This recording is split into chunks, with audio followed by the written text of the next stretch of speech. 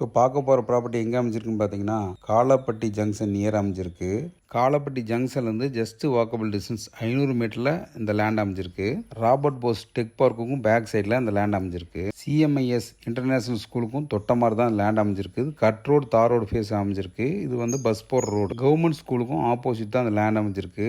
வடக்கு, கிழக்கு, மேற்கு 3 பக்கம் ரோடு இருக்குது இந்த லேண்டுக்கு. பார்க்குற ரோடு பார்த்தீங்கன்னா அந்த ஈஸ்டர்ன் சைடு இருக்கிற ரோடு. பார்க்குற ரோடு பார்த்தீங்கன்னா அந்த லேண்டோட வெஸ்ட் சைடு ரோடு. இந்த ரோட்லேருந்து பார்த்தீங்கன்னா சிமெண்ட் கலர் பில்டிங் தெரியுது தான் ராபர்ட் போஸ் டெக் பார்க்.